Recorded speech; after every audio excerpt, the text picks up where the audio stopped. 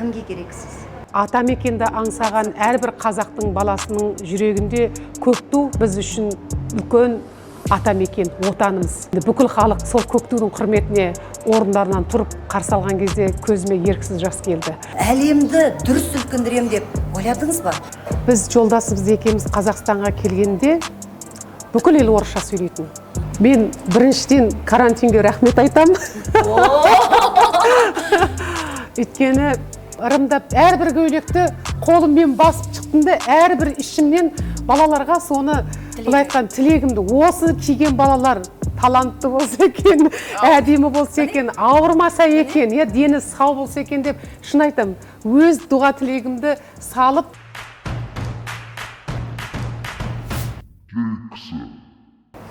Армысыздар ағайын. Адырна ұлттық порталының керек кісі атты жобасының келесі санына сіздерді шақырамыз.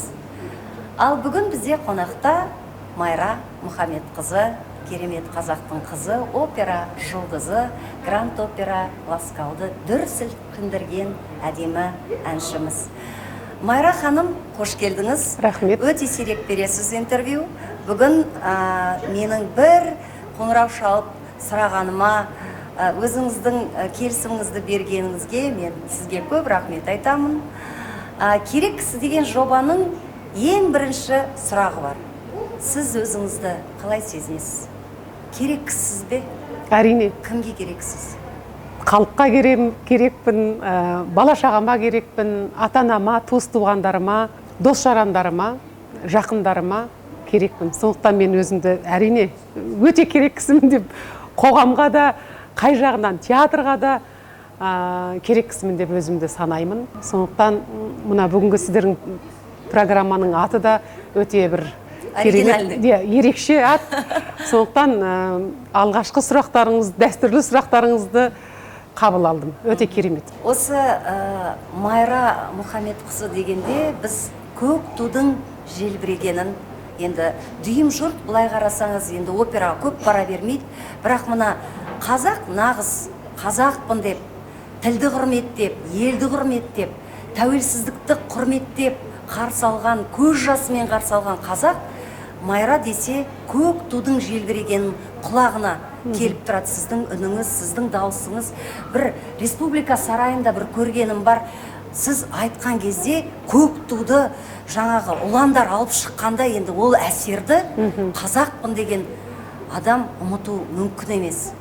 Осы ән туралы кішкене бізге мәлімет берсеңіз. Қалай бұл ән сізге бұйырды?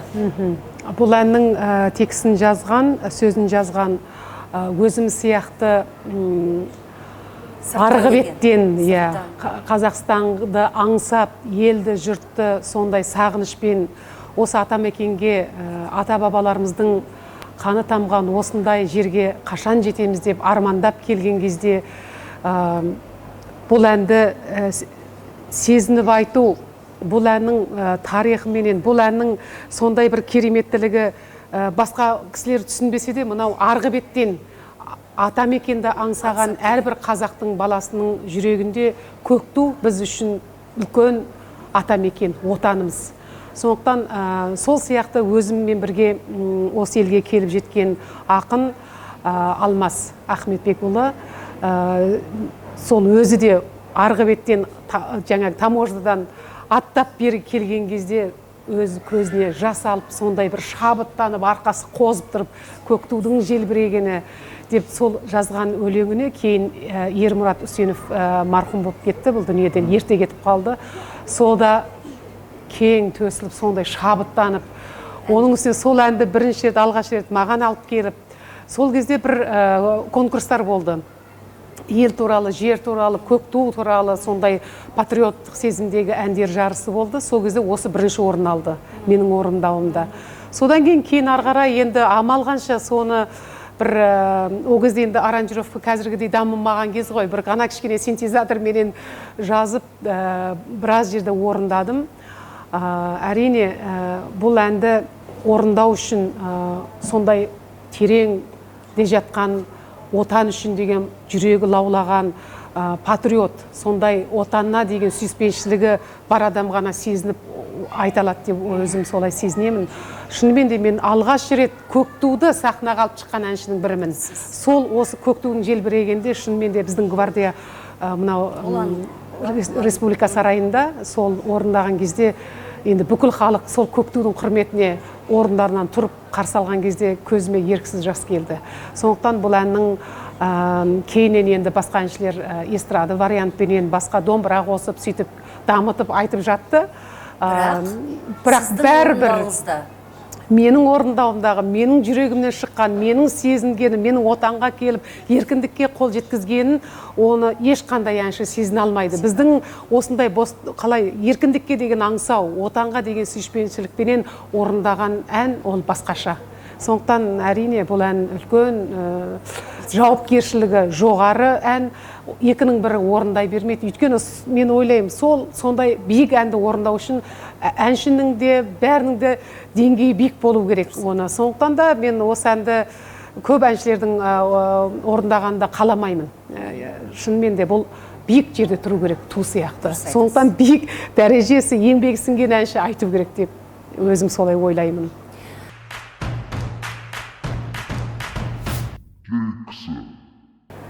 Майра ханым, шетелде туғаныңызды білеміз. Осы бала кезімізде бір қиял болады, арман болады. Мен ауылда туып өссем де, мен Алматыда тұрам, мен Алматыда мынандай үйде тұрам, мен Алматыда мынандай көлік мінемін, мен танымал адам болам деген сияқты менің өзімнің бала қиялымда Құдайға шүкір қойған жоспарларым, бір ол кезде тіпті енді бір фантазия сияқты бір нәрсе орындалды. Бала қиялыңыз қандай еді? Өзіңізді осы Майра Мұхамедқызы анандай атақ даңқпен, анандай жаңағы аттары адамды ат түркітетін театрларда ән айтам, әлемді дүр сілкіндірем деп ойладыңыз ба? Сол армандарыңыз, қиялдарыңыз орындалды ма? Әлде әттеген-ай, мына нәрсем бұлай болмай қалды деп разысыз ба? Әрине, әрбір баланың жүрегінде үлкен арман жатады ғой. Армансыз адам жоқ. Мені оның үстіне мен басқа балаларға қарағанда кішкене одан да көбірек армандаушы едім. Мені бәрі Майра қияли дейтін. Өйткені әрбір істі, әрбір енді арманым таусылмайтынды. Ата-анама да бір күні мен оның үстіне менің кейде қараймын, мысалы қызым тұйықтау ғой, мен ашық жарқынмын. Ойымдағыны жеткізіп айтам, ойындағыны айта салам, ата-анама мен бүгін мынандай, ертең мынандай болғым келеді. Сонан кейін бауырларыммен мазақтайтын. Мен әсіресе мен енді өнерлі семьяда, музыкальный семьяда өмірге келдім ғой. Әкем композитор, анам болса Қытайдың бірінші дәрежелі халық әртісі. Сол кезде бұлай перден сығалап, мамамның 8-10 ән айтып, сахнадан халықтың жібермей қошаметімен соның бәрін көріп өстімді. Сол бала кезде балалардың бәрін шақырып алып, міне өзімді халық әртісі Майра Мұхамедқызы деп жариялағанда ағаларым мазақтайтын. Сол сияқты өте арманым биік. Қалай десем екен, мен бұл өмірге осы әнші болып туылдым ғой, былай айтқанда. Анам үйде туылған, мені больницаға үлгермей қалған. Сонда үйде туылған кезде даусым қатты шықса керек. Әкем қуанып, міне сенің ізбасарың, міне сенің мынаның дауысы қатты шығып жатыр баланың, сенің ізбасарың келді деп. Содан кейін мынау Майра деп атымды қойғандағы себебі де сол кезде мамам Майраның әнін көп айтқан екен. Осы Майра Уәлиқызы болсын, Майралардың бәрі мықты, сондай пысық қыздар болады. Сол сияқты сенің ізбасарың әнші болсын деп менің атымды Майра қойған екен. Сол сияқты жаңағы арман демекші, мен ойлаймын, бұл әр адам бұл өмірге келгенде өзінің миссиясы дейді ғой. Солдай бір миссиямен өмірге келеді екен. Енді қазір кітап оқып, өзіңді танып, өзіңді ізденіп, мен кіммін, не үшін келдім, бұл не істеуім керек деген кезде менің жұмысым жаңағы әнші ретінде осындай әке шешеміздің берген тәрбиесі де өнерлі семья болғандықтан маған айтатын анам. Өйткені Қытайда мәдениет төңкерісі болды, неше түрлі саяси жағдайлар болды. Сол кезде енді анамның көп деген нағызы менің анамның дауысы енді опера әншілеріне лайық болатын. Бірақ сонда да сондай жағдайға қарамастан анам бүкіл әлемнің 28 мемлекетін бүкіл аралап шарлап әлемді сондай даусыменен ән айтып, сол кездегі енді ата-анамның арманы осы баламыз опера әншісі болса екен деп. Опера деген бүкіл әннің биік шыңы. Сол өнердің шыңына осы баламыз шықса екен деп армандаған екен. Енді бала күннен олар бәрі осының бәрін жеткізіп маған, сен солайсың, сен мынандай боласың дегеннен тіпті де қанатың қатайып, соған қарай ұмтылдым да, бала күнімнен менің арманым өте айқын болды. Мен Пекинге барам, не Шанхайға барам, консерваторияға түсем. Сол әнші болу үшін, әкем айтатын, жақсы әнші болу үшін сен фортепиано үйренуің керек деп. Өзі кішкене 7 жасынан үйретті фортепианоға. Сол фортепиано кейін опера әншісі болып қалыптасуыма ең үлкен септігін әсер етті, оның үстіне септігін тигізді. Опера өте қиын. Оның сольфеджі, жаңағы неше түрлі гармония, соның барлығын, оның үстіне мен өте тез жаттап аламын. Неге? Менің музыкалық қабілетім сол бала күнінен менің ритмім, менің жаңағы тез жаттау қабілетім, мынау тілге деген шеберлігімнің бәрі сол музыкадағы тәрбиенің арқасында, сол білімнің арқасында, сол арманға мақсатпенен суға сол тура жолмен мен былай айтқанда енді бір өкінішті деп қалдыңыз ғой. Өкініштінің бірі кейде ойлаймын, осы 94 жылы қазақ еліне емес, мен Америкаға оқуға, консерваторияға, Джулиард консерваторияға қабылдау алғанда, сол Америкаға барып, сол жерді бағындырып әлемді, одан кейін елге келу керек еді. Бірақ сондай ана жүректе тұрған сағыныш, елге деген, сол қазақ деген ұғымның өзі бізді түрткіреп, арқан қозып, сол елге барам деген нәрсе енді өткен іске ешқандай өкініш жоқ. Бұл да бір тағдырма деймін, кейде маңдайыңа жазған жол шығар. Сондықтан да енді жаман болған жоқпын. Кейде бірақ енді біраз армандар, қалай дейміз, ешкімнің көмегісіз, тек қана өзіңнің таза жұмысыңмен, таза талантыңменен осындай биікке жеткеннің өзіне кейде ойлаймын, шүкір. Бірақ одан да мені бір наставник дейді ғой, сені сондай тәлімгерлер болып, маған ақыл айтатын адам, сен бүйтуің керек, мынандай сатыға, одан кейін деп, мысалы, көп жастар менен қазір сұрайды, апай, не істеуім керек, қандай жол жүруім керек, не істеуім керек. Мен қазір өзімнің шәкірттеріме де өткен жолымды, артық жол жүрмей, бірден мақсатқа жету үшін де, сондай маңызды ақыл кеңес бергенде ойлаймын, әттеген-ай, менің сондай жас кезінде маған бірер сондай кісілер мені кішкене артынан әу деп жіберген болса, осы күнде мен метрополитанда жүруші едім деймін да, Говенкардында. Құдайға шүкір, солардан контракт келгенде мен қызыма аяғым ауыр болды да, бәрін қайтардым. Енді қанша өмір сүріп жатырмын, соншалықты Алланың берген сынағын көріп келе жатырмын. Сондықтан мен ойлаймын, әр адамның бұл өмірде өзінің бір миссиясы бар. Былай айтқанда, тағдырыңды о бастан жазып қоятынына сенемін.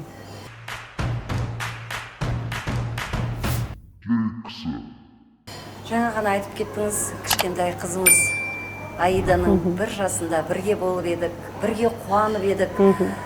Өнерде жүргендіктен әйелдің тағдыры қиын болады. Жаңа өзіңіз айтып жатсыз ғой. Ер азамат болса, ол болды, қайда шақырды кете береді. Ал енді әйелдің ең басты жер бетіне әйел болып келгендегі миссиясы ол ана болу. Әрине.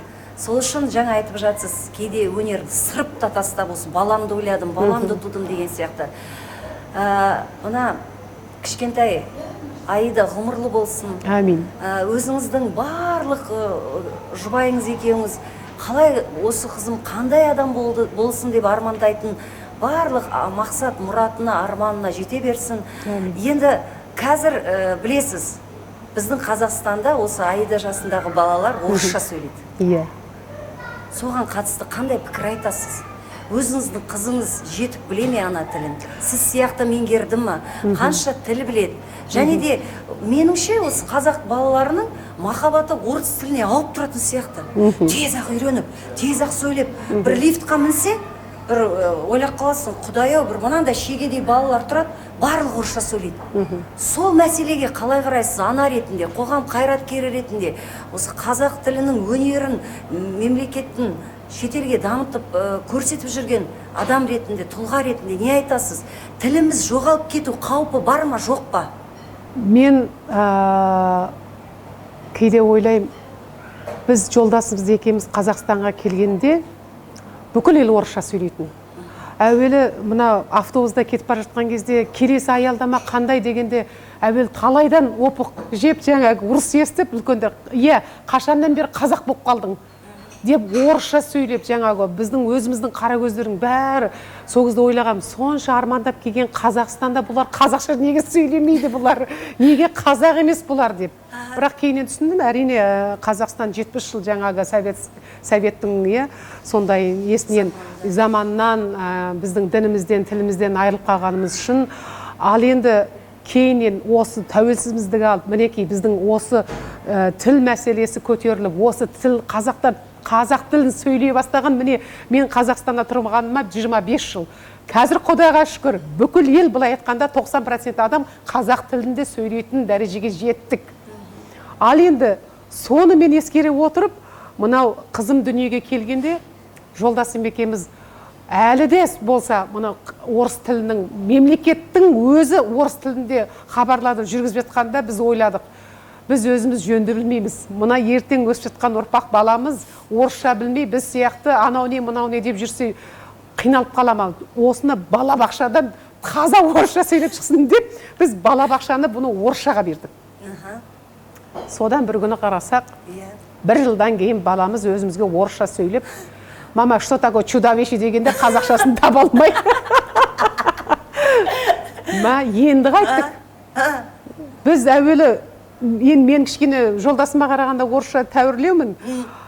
Әкесі мен қыздың арасында өзім аудармаш, тілмәш болып, мен содан кейін айттым, жоқ, біз дұрыс істемеген екенбіз. Осы баламызды қазақ мектебіне берейік деп, міне бірінші класстан қолынан жетектеп апарып қазақ мектебіне берді. Қазір Құдайға шүкір, қазақ мектебінде сондай әдемі бір әуенменен, сол ұстаздарына рахмет, сондай қазақтың бір жалпақ емес, әдемі мәдени тіліменен сөйлейді. Соған қарап айтам, шүкір. Соның алдында біраз кісілер бізге ақыл айтты ғой. Мына қызыңды қай мектепке бересің? Бізде біраз қоғамда сауалдама жүргіздік әуелі. Келешегіміз не болады? Тіліміз не болады? Біз сияқты келешекте осы бала қиналып қала ма? Жоқ, шынымен де дегенде біраз біздің тұлғалар айтты, Майра, орыс тіліне бер. Өйткені бүкіл біздің наук, бүкіл ғылым, білімнің бәрінің, кітаптардың бәрі орыс тілі. Орыс тілінен жаман болмадық. Бірақ жүрегімнің ар жағы жоқ. Біз орыс емеспіз ғой, біз қазақпыз ғой. Біз сөйлемесек, біз дәріптемесек, қашан біз қазақ боламыз, қашан біз қазақша сөйлейміз. Мен қоғамның қайраткері болып отырып, талай үлкен ғұлама ғалымдардың баласының орысша, қазақша бір ауыз сөйлей алмай, солардың ұрпағының мен қазақ деп өз қазақша акцентпен тұрған кезде мен айтам, қалай сен қазақсың, тілің жоқ болса деп мен айтам, жоқ, осы баламды мен қазақ шығарам дедім де апарып қазақ мектебіне бердім. Еш өкінбеймін. Балам қазір орысша да сайрап тұр, ағылшында да сайрап тұр, қазақ тілінде, өйткені өз ана тілінде бәрін жеткізеді. Ана тілінде сөйлеген адам ол басқаның да тілін құрметтей біледі деп ойлаймын. Біз сондықтан ана тілімізді білмей, біздің жүрегімізде қазақ деген нәрсе болмайды. Бәрібір мен оған қалай сен мен тіліңді білмей, мен жаным қазақ, мен патриотпын деп айтады, мүмкін дұрыс шығар, бірақ өзімнің санамнан соны өткізе алмаймын електен. Сен тіліңді, өзіңнің әдебиетіңді, өзіңнің ана тіліңді сүтпен келген сөйлей алмай тұрып, қалай қазақ боласың? Айтшы, шала қазақсың сен онда. Міне көрдіңіздер ме? Бізде қонақта Майра Мұхамедқызы, бұл керек кісі деген жоба. Міне Майра ханымның сонау шетелден келіп отырса да, бір тал қызын қазақ мектебіне беріп, қазақ тіл туралы айтып жатқан жылы лебіздері біздің көрермендердің құлақтарына алтын сырға болып ілінер деп ойлаймын. Әмин.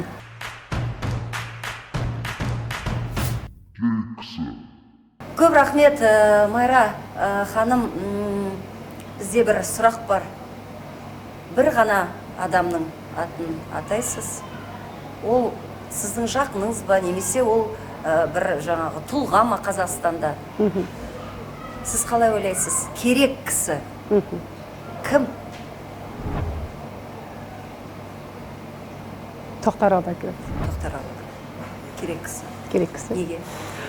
Өйткені ол батыр, өйткені ол патриот, өйткені жаңа тіл мәселесі деген кезде осы 90-шы жылдардың басында ол кісі ана тілін жөнді білмейтін, әрең әзірге сөйлейтін. Қазір қараңызшы, қандай керемет қазақтың мақал мәтелімен қосып терең сөйлейді.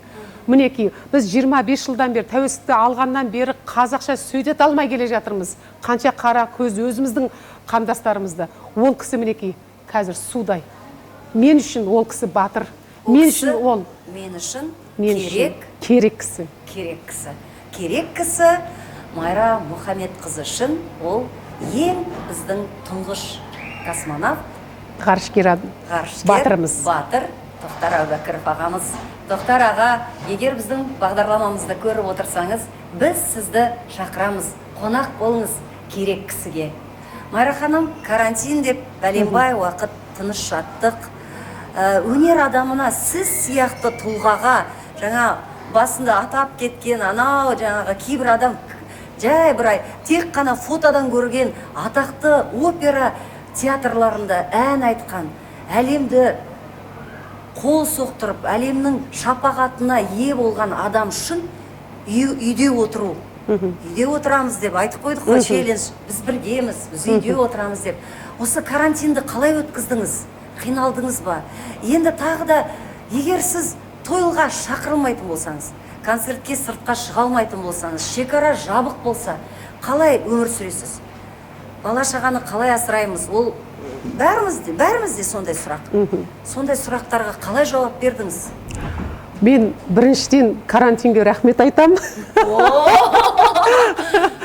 Өйткені өмірім алыс, шалыс, күреспенен, жанталаспенен, осы жақындарыма да көңіл бөле алмай, не өзіме көңіл бөле алмай, сондай шаршағам өзім. Самолет, поезд, машина, қай жер осы өнердің, театр, семьяң бар, бала-шаға, туыс, дос, солардың арасында жүріп, әбден болдырғам ғой былай айтқанда. Мынау 2 айда аяғымды созып, рахаттанып, еркелеп, жатып, кухняға барып, ас үйге барып, астың түр-түрін шығарып, менің талантымның қалай аспаз ретінде семьямдағылар қуанып, тамақтың түр-түр, оның үстіне оразаның осындай келгенін айтпайсыз ба? Сондай оразаны ұстап 30 күн, рахмет. Оның арқасында мінекей баламды ең жақсы ұстазға, ең жақсы мектепке апарып бере салып бізді, оның қалай не оқып жатқанын не қылмадық қой енді. Уақыт жоқ тексеруге. Балаңыз жақсы десе, рахмет енді аласында жүріп шығып кетесін. Ал енді 2 айда қызыммен бірге отырып, онлайн қашықтықтағы сабақты бірге оқып, етістік сын есімді қайта бастам, еске түсіріп, сол баламмен бірге жылап, бірге күліп, сол 2 айдың қалай өтіп кеткенін сезген жоқпын. Бұл айтқанда. Бір 2-ақ рет далаға шықтым. 4-ші неде менің жеке концертім болды. YouTube онлайн арқылы. Осы басталған кезде Мәдениет спорт министрлігінен маған сондай тапсырма келді. Астана жаңағы операдан сіз концерт бересіз деп. Сонда содан бірден халықпенен қауышып, жаңағы бірге болайық, үйде отырыңыздар деген ұрандатып, кейіннен енді сол концерттен кейін өзім үйде отырдым. Бірақ шын айтайын сізге, 2 айдың қалай өтіп кеткенін сезбей қалдым. Сондай рахаттанып, өткен кеткенді бір қайтадан еске алып, біраз кітапты оқып, солардың бәрін тоқып, жаңағы келешекке деген көзқарасымызды, оның үстіне өмірбаян туралы кітапты бастағалы, мінекей, былай айтқанда 20 жыл болды десем артық емес. Осы Қазақстанға келгеннен баста, мысалы 2003 жылы Гранд Операға контрагым басталған жылы Парижде. Сөйтсем мен Виктор Юго деген жазушының ауласындағы 3-ші этаждағы бір үйде тұрыппын. Соны жолдасым айтады, арбақ түртіп тұрма, неме жазушы болып кеттім ғой. Сол жерде өмір баянды кешке ұйықтай алмаймын да, білмеймін не екен, ұйқы деген кетті менен. Көп ой болды ма, содан жарым түнде тұрып аламда компьютерді ашып жазып, мынау күлкім келетті, мынау вирустың жаңағы несі, әсері, сол бірінші жазған кітабым вирустың жаңағы компьютерға кіріп, компьютерді жоқ қылып жойып бітті. Гранд Операдағы неше мың фотосуретпенен жаңа кітабымыз ғайып болып кетті. Одан жылап екінші рет бастадық. Екінші рет бастап, онда бітіреп аз қалған кезде үйге бір қонақ кеп, түнде жаңағы бір немені не қылып алайын деген кезде, ол кісі де жаңағыны бас тастап, ода сынып қалды. Сонымен үшінші рет мінекей карантинде тағы да сол вируспен байланысты осы карантинде отырып сол кітапты жаза бастадым. Міне Алла бұйырса жақында оқырмандардың қолына тиеді деген үлкен үміттемін. Күтеміз. Ендігі тағы да осы карантиндегі ойға алған, ойға қалай жоспарлаған, ұзақтан бері келе жатқан осы Аидан өмірге әкелгеннен кейін біраз жаңа идеялар жаңағы туындады. Соның бірі балалардың әлем бесік жырын. Қанша жерін әнші болып жаңағы Айдамды қолына әлдететін дегенде анамның айтқан бөпешім деген әннен басқа ән білмейді екен. Содан тұра тұр, осы біздің қара көздерге қазақтың әнінен, әлемдік классиканың бүкіл, мысалы Моцарт, Гайден, солардың бәрін әнін қазақ тіліне бесік жырын аударып 11 ән жинағын баяғыда шығарған. Сол кезде мысалы Айданы өмірге әкелгеннен кейін бұл кішкене бөбекті киіндірудің өзі былық-сылық қой, бұлар қиын да. Біреудің жаңағы түймесі мынау жерде, біреудің киіндіру қиын. Өзімен бұрын жаңағы қазақта сөз бар ғой, кәрі қыз бала тапса жаңағы қоярға жер таппай деп, жаңағы баланы қалай киіндіріп, қалай қолыңа алудың өзі бір қиын да. Мысалы 2-3 балаң болса тәжірибе басқаша ғой, білесің. Бір баланы күйеуімді ойбай сындырып аласың, ойбай тиісте деп жаңағы киіндіру біз үшін сондай қиын болды да. Содан дүкен аралап жүріп, мен жаңағы енді қазір дүкенде бәрі бар ғой. Содан туындады. Неге мен өзім баламы, өзім киімін жаңағы дизайнер жасап, өзім шығармаймын деген сондай бір жоспарлар болды да, сол біраз жыл туындап, мінекей сол Майра Аида деген балалар 1 жастан 12 жастағы тек қана қыздарға деген.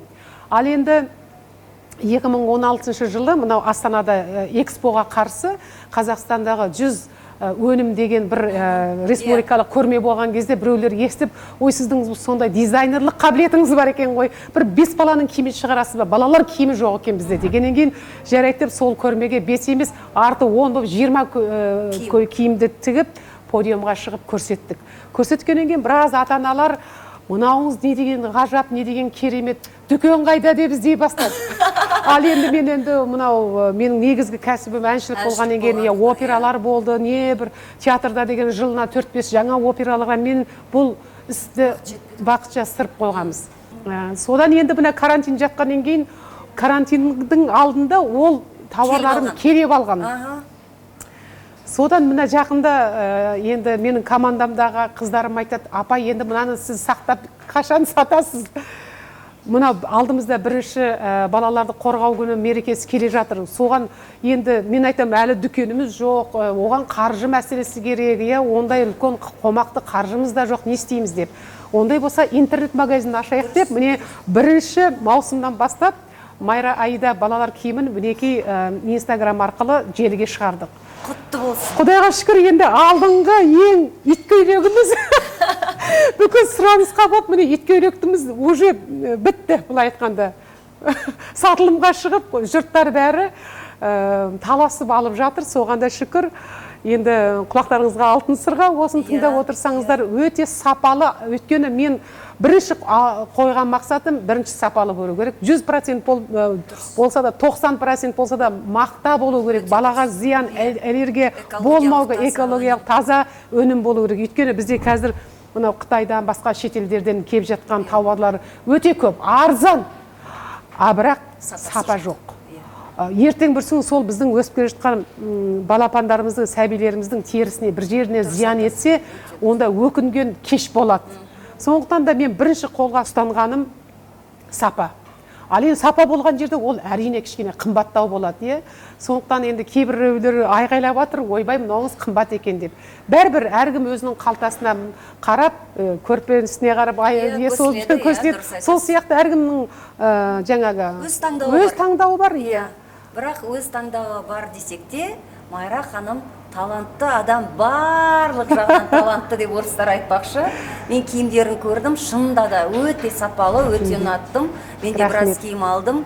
Сондықтан барлық бүгін бағдарламаны көріп отырған ханымдар, мен ойлаймын, жақсыдан шарапат дейді. Біз ырымшыл қазақпыз. Кейде бір жаңа аузына түкір деп жатады. Немесе бір кішкентай бір нәрсеңізді бізге беріңізші, біз тәбәрік қылайық дейді. Сол үшін Майра ханымның бір киімін алсаңыздар, кедейіп кетпейсіздер, тек байисыздар, достар. Сөзіңіз аузыңызда кешеден бері соны бастап жаңағы түр-түрге қыздарым бөліп жатыр ғой. Сонда мен өзім де шын айтам, ырымдап әрбір көйлекті қолыммен басып шықтым да, әрбір ішімнен балаларға соны былай айтқан тілегімді, осы киген балалар талантты болса екен, әдемі болса екен, ауырмаса екен, дені сау болса екен деп шын айтам. Өз дұға тілегімді салып, жүрегімменен былай айтқанда тіледім. Сондықтан мен ойлаймын, өкінбейсіздер. Майра ханым, осы біздің бағдарламаны көріп отқан талай қыз-келіншектерге қандай кеңес бересіз? Қазір ажырасу өте көп. Ол туралы тіпті біздің елбасымыздың өзі айтып кетті, айтып жүр. Қазақстанда ажырасу көбейді деп жатыр. Бұл өте үлкен мәселе болып жатыр. Тіпті бізде кейбір адамдар ажырасқан үшін жаңағы жас жұбайлар біраз жылдан кейін ажырасып жатса, 1 жыл, 2 жыл, тіпті 1-2 ай, 3 айдан кейін штраф төлесін деп жатыр. Сондай заң кіргіземіз деп жатыр. Өте дұрыс. Сол осы мына жұбайыңызбен айттым ғой, жаңа тойларда көріп жүремін. Әншінің жұбайы болу өте қиын. Өте қиын. Дұрыс айтасыз. Тіпті сіз болсаңыз, біз енді эстрадада ондай көп шықпаймыз. Сіз болсаңыз жарты жыл Францияда, жарты жыл Италияда. Солай жаңағы, мен сіздің өміріңізді бақылап жүремін.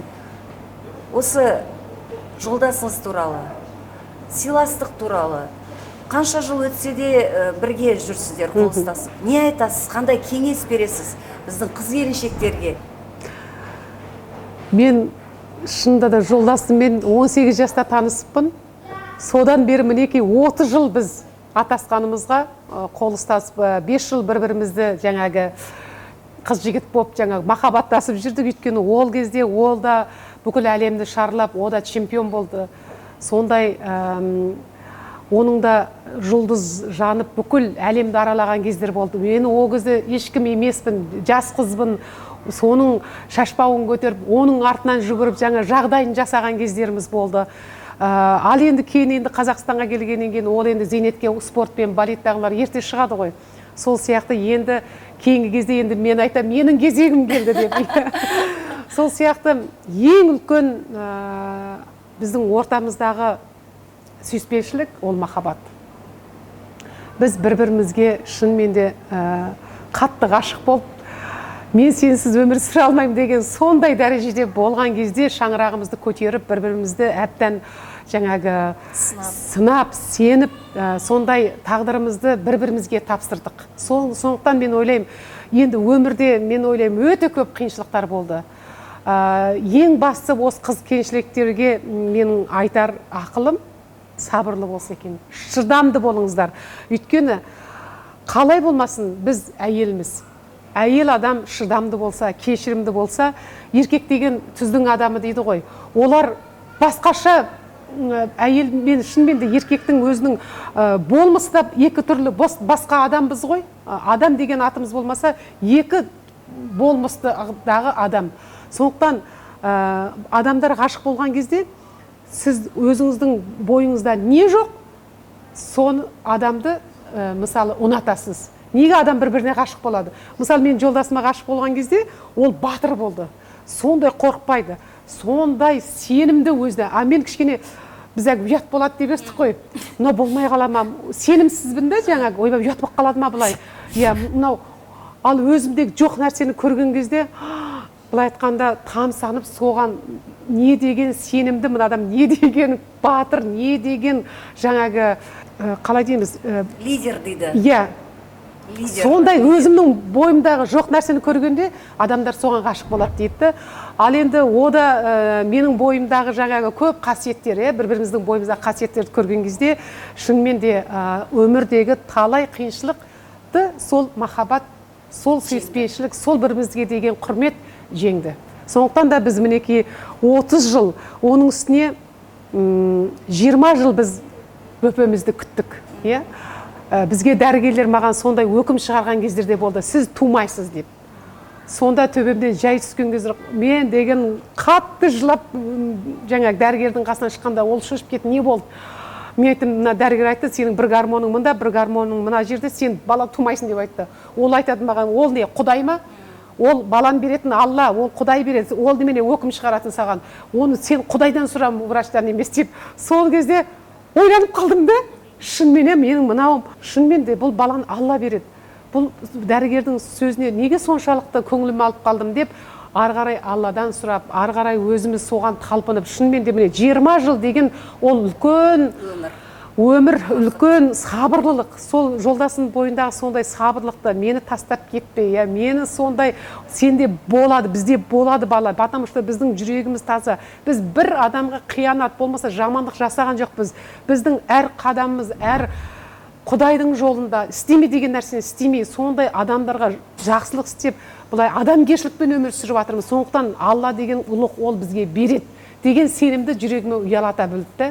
Сондықтан да ол неге бізге бермей береді деген сондай сенімді мен жолдасымнан көргенде, жаңағы шынымен де қалай баланың денемізге бітіп, өзім қолымды баламы алғанымда сезбей қалдым да. Көбісі айтар шынымен де бұл бір ғажап нәрсе.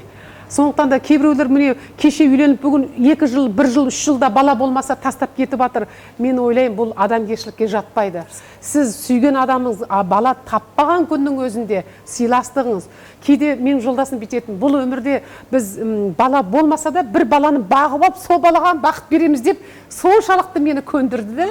Сондықтан ойлаймын, адамда сондай бір сенім болған кезде, сіздің жүрегіңізде сондай иман болған кезде, Алла тағала бәрібір береді. Мақсатыңызға жетпей қоймайсыз. Сондықтан да адамдарға сабырлық, сондай сабыр түбі сары алтын деп біз бекер айтпаймыз.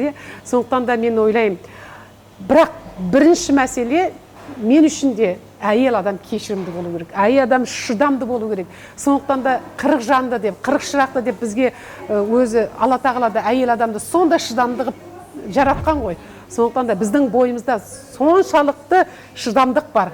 Біз енді қазір мынау көп адамдар рахат зона дейді ғой, соған кіріп алады да, мынаны мен жаным қиналады, мынаны істегім келмейді деп, мен істей алмаймын деген жоқ. Мен ойлаймын, әйел адам жаңағы неге мінбесін, атқа мінсе әуелі соғысқа да шауып кетеді. Әйел адамның қолынан бәрі келеді.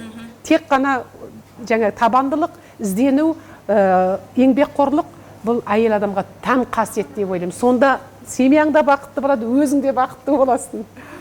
Майра ханым, осы өнерде жүрген әдемі, сұлу, арусыз. Рахмет. Өнерде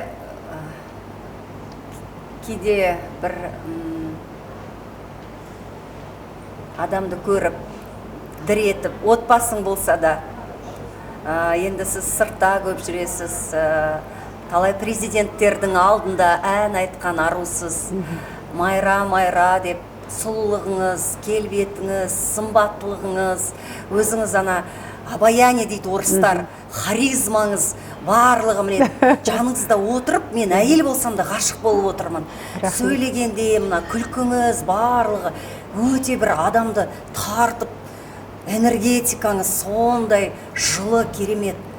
Сондай бір мезетте бір ер азамат ғашық болып, сіз де ғашық болып, әй, менің отбасым бар ғой, Майра, кішкене тоқта деген сияқты мына сондай бір кезеңдер болды ма? Әрине, біз өнер адамдары әдемілікті жақсы көреміз, әдемілікке құштармыз. Сіз әдемілікке жақсы көрмесеңіз, әдемілікке ғашық болмасаңыз, онда мынау творчестволық адамдардың шабыты қозбайды. Шабыты болмайды да. Менің өмірімде әрине бізде жас болдық, әдемі қыз болдық. Талай адам ғашық болды, талай адам әуелі сондай қолқа салып, мен сізді гүлдемен бүлдерге орап жіберем, бақытты қылам деген өте көп жақсы адамдар болды. Бірақ мен оларға айттым, рахмет. Менің семьям бар, менің отбасым бар. Мен сонау бала күнімнен өзім күйеуіме ғашық болып, сондай күйеуімнің сол маған деген пәк махаббатын, өзімнің пәк махаббатым бар, соларды қорғауға мен міндеттімін. Ол жалт еткен бір сезім, ол жалт еткен бір әдемілік, оны таңсануға болады. Бірақ ғашық ол жүрегіңді дірілдетпейінше, егер мен шынымен де мен жолдасынан артық мен жүрегім, мен онсыз өмір сүре алмаймын десем, онда күйеуімнің рұқсатын сұрап, мен ол кісіге қосылуым керек еді. Бірақ ондай кісі болған жоқ.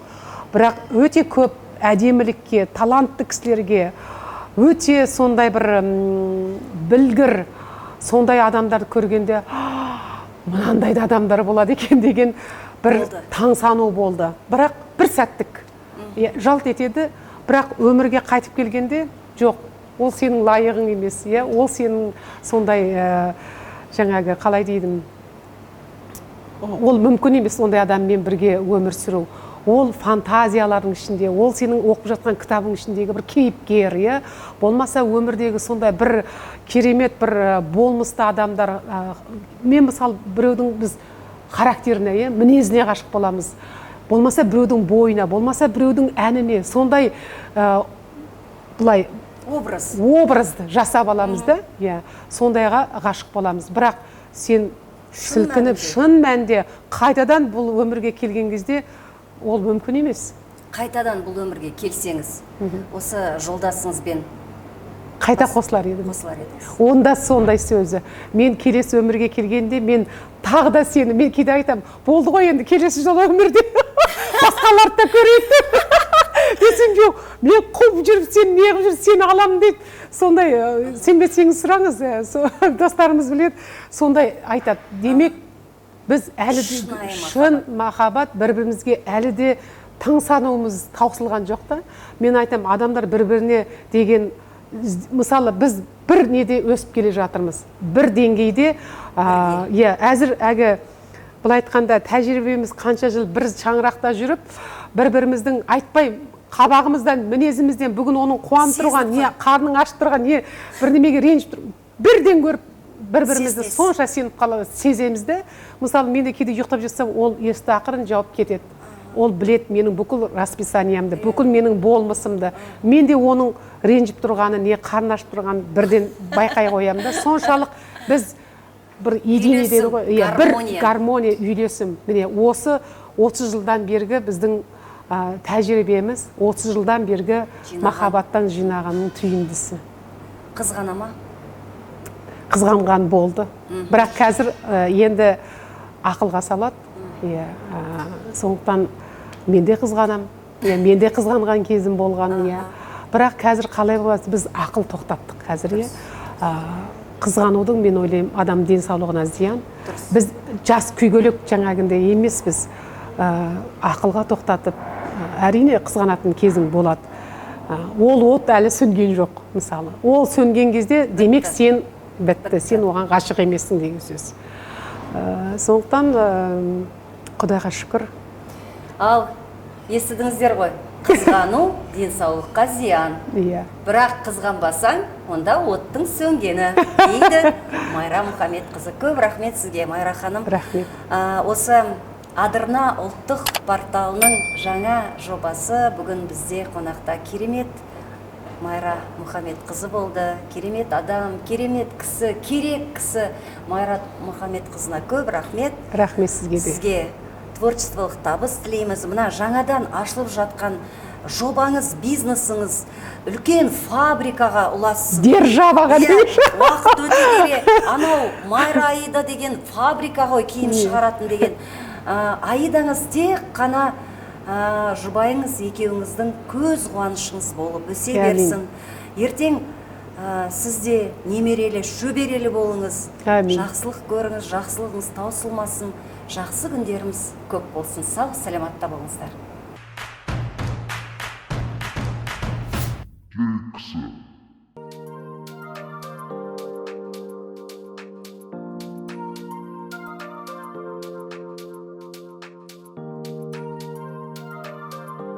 Мен Мейірбек ханымды өте сыйлаймын. Оның шыншылдығы, бетке тіке айтуы, өзінің ойын жеткізе айтуы, мынау тіл байлығы, мынау журналист ретінде мына керемет бағдарламаны бастаған үшін мен алғысымды айта отырып, керемет бүгін Мейірбектің талантына былайғы айтқанда тамсандым. Сондықтан осы бағдарлама ұзағынан болсын, баянды болсын, мықты тұлғалар келіп, осындай керемет сұхбат болсын деп сіздерге бар өмірдегі жақсылық тілеймін.